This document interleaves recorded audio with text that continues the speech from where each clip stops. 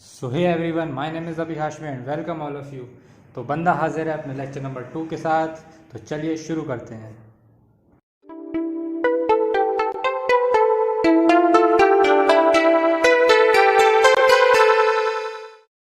So let's start. कल हमने देखा था केमिकल रिएक्शंस को और आज हम देखने वाले हैं केमिकल इक्वेशंस को। तो केमिकल इक्वेशंस केमिकल रिएक्शंस को ही लिखने का एक तरीका है।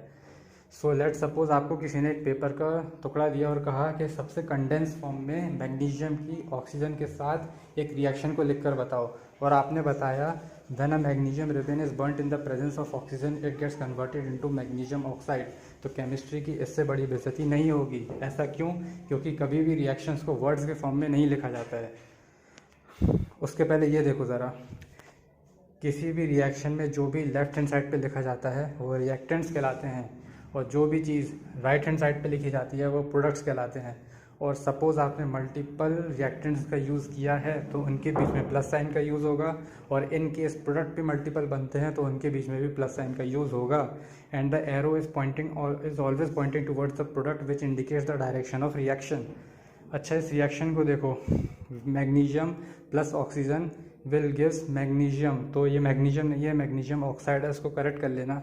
And this when we write the equation in this form then it is called word equation. Next is writing a chemical equation. तो जिस तरह इक्वेशन को हमने पहले लिखा था वर्ड इक्वेशन फॉर्म में, असली में इक्वेशन को वैसे भी नहीं लिखते हैं। इक्वेशन को और कंसाइज फॉर्म में लिखते हैं, पूरा मैग्नीशियम ना लिखकर उसका सिंबल यूज़ करते हैं। और एनवायरनमेंट में ऑक्सीजन एटम प्रेजेंट नहीं है, ऑक्सीजन मॉलिक्यूल प्रेजेंट है, तो plus oxygen and the arrow is pointed toward the product and the product is magnesium oxide. तो इस तरह लिखते हैं। उसके बाद क्या करते हैं, we will count the number of atoms present on both the side of the reaction. तो यहाँ पर एक मैग्नीशियम है, प्रोडक्ट साइड भी एक मैग्नीशियम है, सो it is okay. But oxygen reactant side 2 है एंड प्रोडक्ट साइड 1 है, so this type of unbalanced chemical equation is called skeletal chemical equation, और ये इनकम्प्लीट रहती है। अच्छा, तो वो अनबैलेंस्ड केमिकल रिएक्शंस थी, तो बैलेंस्ड केमिकल रिएक्शंस क्या होगी? उसके लिए आप ये समझो, सपोज आपने कुकर में 1/2 kg आलू बॉईल किए, तो ऐसा तो है नहीं कि कुकर फट के वो 10 किलो बन जाएगा, है ना। ये कॉमन सेंस की बात थी। तो ऐसा ही रिएक्शंस में होता है कि रिएक्टेंट के साइड आप जितना अमाउंट रिएक्टेंट डालोगे प्रोडक्ट साइड भी उतना ही मास मिलने वाला है। So this is called law of conservation of mass. इस लॉ को देकर ये साइंटिस्ट ज़बरदस्ती फेमस हो गया, अदरवाइज ये तो एक कॉमन सेंस की बात थी। And in the language of chemistry we will say that the number of atoms of each element on both the side should remain same. दोनों side number of atom same होनी चाहिए। इसके लिए आप एक एनिमेशन देखिए, ज़्यादा अच्छे से समझ में आएगा।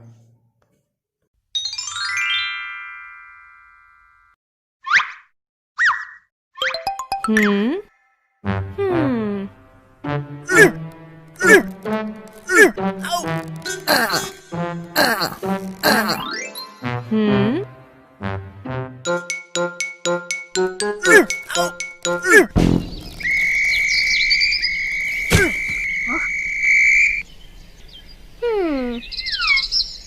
Hmm.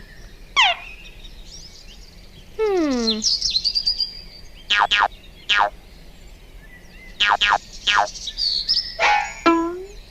Done.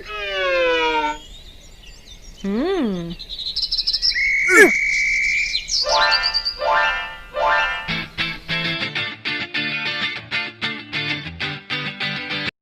तो जिस तरह रेफरी दोनों टीमों के साथ पार्शियलिटी नहीं करता है, उसी तरह नेचर भी किसी के साथ पार्शियलिटी नहीं करता है। जितना रिएक्टेंट दोगे उतना ही प्रोडक्ट मिलेगा। फॉर एग्जांपल, आपने जिंक और सल्फ्यूरिक एसिड को की रिएक्शन कराई, तो ये उसकी वर्ड इक्वेशन हो गई। उसकी केमिकल इक्वेशन ये हो गई, zinc plus sulphuric acid will give zinc sulphate plus hydrogen gas. So दोनों side number of atoms count करते हैं। जिंक का लेफ्ट हैंड साइड कितने हैं? 1 एटम है। राइट हैंड साइड कितना है? 1 एटम है। हाइड्रोजन के 2 एटम है, और राइट हैंड साइड पे भी 2 एटम है। सल्फर देखें तो लेफ्ट हैंड साइड पे 1 है, राइट हैंड साइड पे भी 1 है। ऑक्सीजन देखें, लेफ्ट हैंड साइड पे 4 हैं एंड राइट हैंड साइड पे भी 4 हैं। So the number of atoms on both the side should remain same, so it is a balanced chemical equation. तो एग्जांपल नंबर 2 देखते हैं।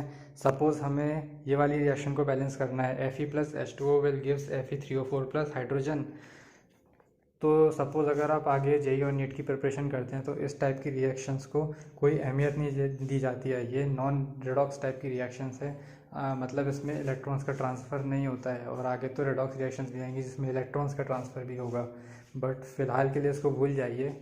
बट एनसीईआरटी ने देखो बाकायदा स्टेप्स दे रखे हैं, तो ये एकदम वाहियात स्टेप्स हैं, बट एनसीईआरटी ने दे रखे हैं, तो एक बार देख लो। स्टेप नंबर 1 क्या बोलता है? First of all enclose all the molecules inside the box. जितने भी यहाँ पे कंपाउंड लिखे रखे हैं उन सबको एक बॉक्स के अंदर एनक्लोज कर लो। सेकंड स्टेप क्या है? दोनों साइड नंबर ऑफ एटम्स को काउंट कर लेते हैं। आयरन लेफ्ट हैंड साइड में 1 है, राइट हैंड साइड में 3 है। हाइड्रोजन लेफ्ट हैंड साइड में 2 है, राइट हैंड साइड में 2 है। और ऑक्सीजन लेफ्ट हैंड साइड में 1 है, राइट हैंड साइड में 4 हैं। तो इससे हमको पता चलता है the number of oxygen atoms are not balance, so it is an unbalance chemical equation. Step number 2 से ये पता चलता है। स्टेप नंबर 3 पे आते हैं।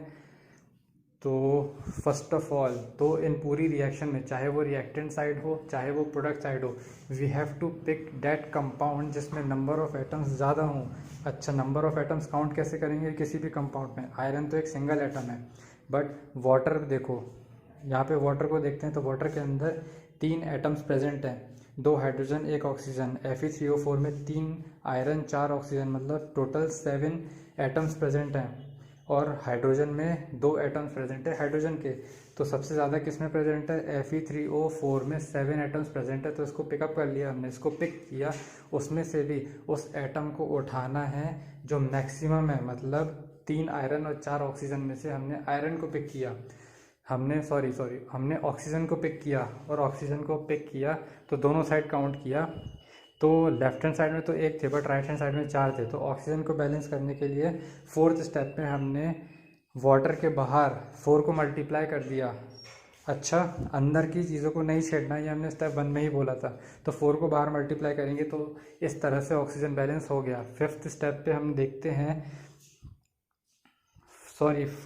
पे देखते हैं कि हाइड्रोजन और आयरन अभी भी क्या है? अभी भी अनबैलेंस्ड है दोनों साइड। तो दोनों में से किसी भी एक को बैलेंस करा देते हैं। सपोज़ हमने हाइड्रोजन को बैलेंस करा दिया, तो हाइड्रोजन को बैलेंस कराने के लिए हमने, तो लेफ्ट हैंड साइड में कितने हाइड्रोजन प्रेजेंट थे? 8 हाइड्रोजन प्रेजेंट थे, बट राइट हैंड साइड में केवल 2 प्रेजेंट थे। तो उसको बैलेंस करने के लिए 4 बाहर मल्टीप्लाई कर दिया, तो दोनों साइड 8 हो गया, तो एटम बैलेंस हो गए। 5th स्टेप में केवल आयरन रह गया, तो आयरन को बैलेंस करने के लिए आयरन एटम में 3 से मल्टीप्लाई कर दिया। तो finally to check the correctness of the equation हमने दोनों साइड नंबर ऑफ एटम्स को काउंट कर लिया। इस तरह से हमारी इक्वेशन बैलेंस हो गई। And this method of balancing of chemical equation is called hit and trial method. तो 7th स्टेप में क्या दे रखा है? Sometimes to represent a chemical equation कुछ एक्स्ट्रा इन्फॉर्मेशन दे रखी होती है, मतलब कंपाउंड्स के फिजिकल स्टेट्स को भी दे रखा होता है। अगर वो सॉलिड स्टेट में है तो एस से डिनोट होगा, लिक्विड स्टेट में है तो एल से डिनोट होगा, गैसियस स्टेट में है तो जी से डिनोट होगा, और अगर एक्वस स्टेट में है। अच्छा, ये एक्वस स्टेट क्या होता है? अगर product side water as a solvent present है तो उसको हम एक्वस लिखते हैं। तो ये है फिजिकल स्टेट के साथ रिप्रेजेंट की गई केमिकल इक्वेशन। इसके 2 नोट देख लेते हैं। अगर वाटर को as a gaseous state consider कर रखा है तो उस रिएक्शन में वाटर को एज अ स्टीम कंसिडर किया है। और usually physical states are not included in a chemical reaction because हम इसको यूजलेस कंसिडर करते हैं।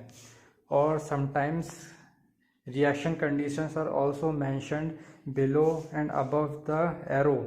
टेम्परेचर, प्रेशर, कैटलिस्ट, इन सब को लिखने के लिए एरो के अबव या बिलो हम लिख देते हैं इन चीज़ों को। तो यार आज के लिए बस इतना ही, अदरवाइज़ वीडियो ज़्यादा लंबा हो जाएगा। और अगर वीडियो अच्छी लगी हो तो लाइक और सब्सक्राइब ज़रूर कर देना।